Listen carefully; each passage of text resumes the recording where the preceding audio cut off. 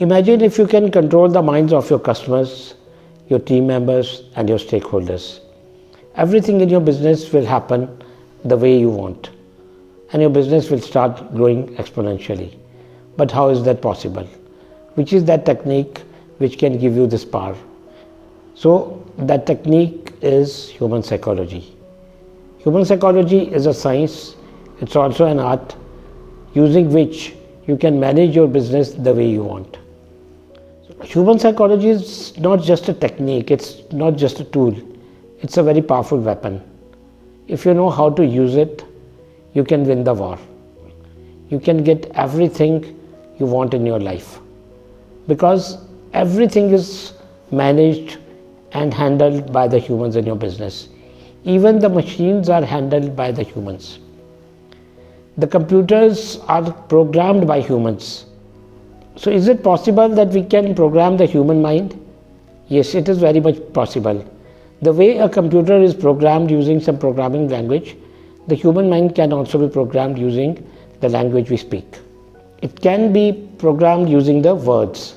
Words are like weapons, and if you know how to use them in the right way, you can change the mind of a person, you can influence somebody, you can persuade someone, and you can convert a no into yes very easily. So words are actually the syntax of human mind programming. I'll now just give you a few examples that how this entire process is applicable at various stages of your business.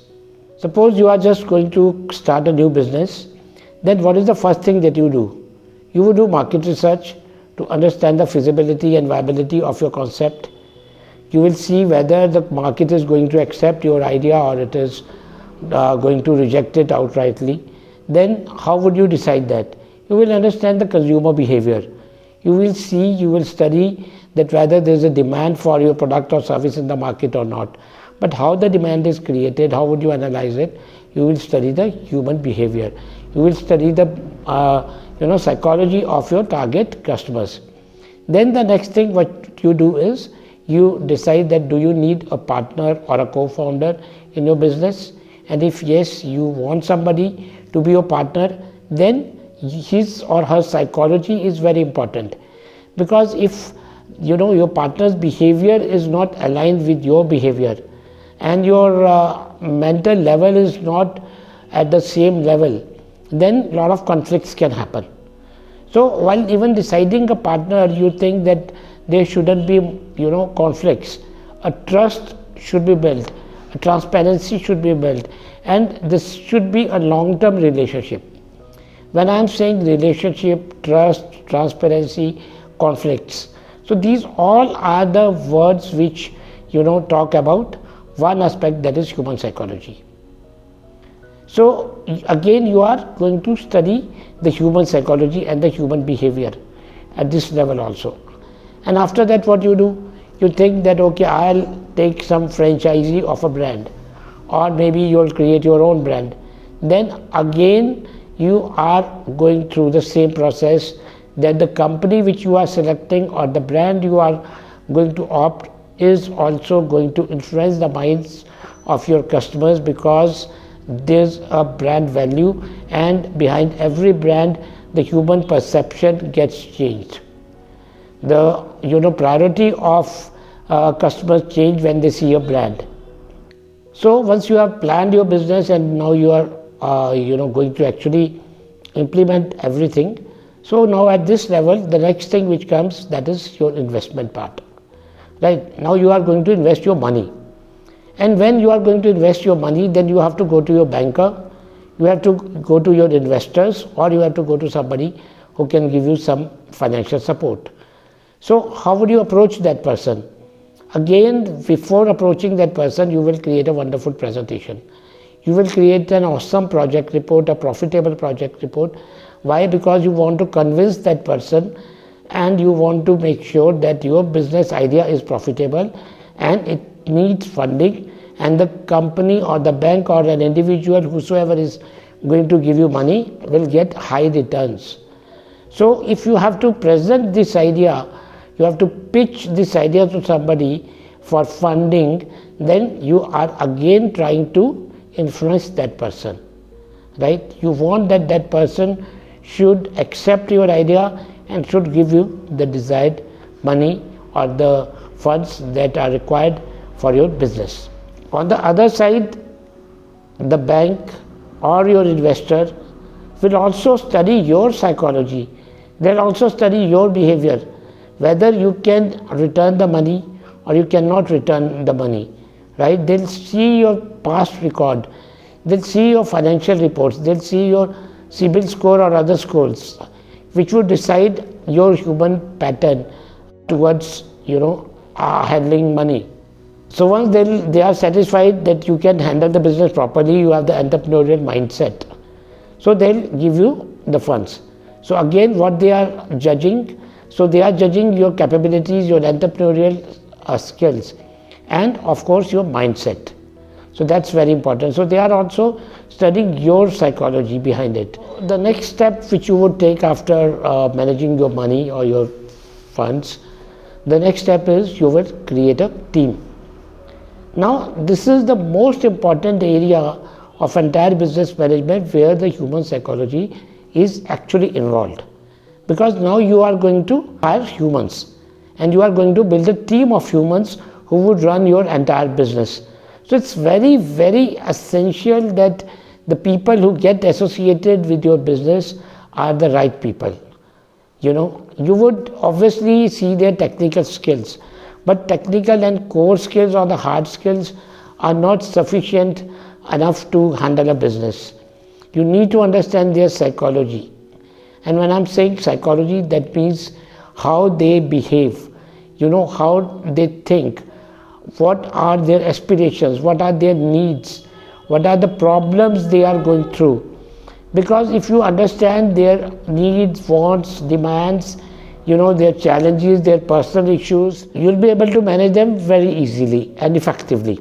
So if you want to enhance the productivity of your team, you want that their targets should be achieved on time, so you will have to understand their psychology and you will have to handle them psychologically. So when I'm saying that you will have to handle them psychologically, you also know what I mean by that, right? Every team member has to be handled in a different way. Some team members, they need love, some team members they need strict instructions, and some of them can do most of the things on their own without taking your instructions, right? The importance of human psychology is at every stage of HR management, starting from hiring to firing. So once your team is ready, and after that the next thing that you would do in your business is the marketing. So basically everything in terms of customer acquisition is covered under marketing. If you understand human psychology, then you can plan your marketing campaigns, you can plan the offers for your customers. Even your brand building activities are based on human psychology. The colors which you choose, they are also based on human psychology. The font that you would pick for your brand, that's also based on human psychology. The logo that you will create is based on human psychology. So human psychology is definitely a very, very important at every stage of business.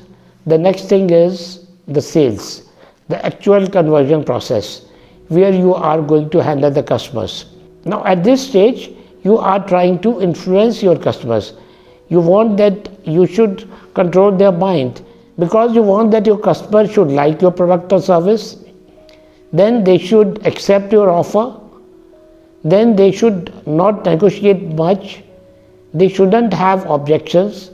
If they have objections, then they should get ready with the terms and conditions that you are offering. They should make the payment immediately, or they should not ask for further discounts. A lot of things are there as a business owner which come into your mind when you are going to close a deal. The deal should get closed immediately at the price you want. Then you have to influence the mind of your customer or your client using the human psychology techniques. So now once you have converted a lead or a prospect, the next thing is that the same customer gives you repeat business and gives you the referral business also. That is possible only when you will build a strong relationship with your customer. The trust is built and you ensure that your after sales support service is on time and is as per the expectations of your customer. The customer experience is equally important if you want that your customer should remain in your ecosystem and should be a part of your family. That's why most of the times you take continuous feedback, you take continuous suggestions. So after this stage, the next part is operations management. Operations management is important to create processes, to build systems in your organizations, so that anybody whosoever is working in your organization, they understand and they know how some task or activity is completed. Why you do this? Because you want that things should happen in right way, and there should be checks and procedures at every level. There should be less chances of errors and mistakes, and the people people involved in all these activities, they deliver their best and they complete their tasks on time. So why the operations management is so important? Because this also impacts the human psychology. If the processes which you are creating, they are not created the way human mind works, so your processes will not be effective. Your systems will not deliver desired results. So if you want to be a successful business leader and want to influence, inspire, impact, motivate and persuade the minds of your customers, teams and your stakeholders, you will have to manage your business using the human psychology.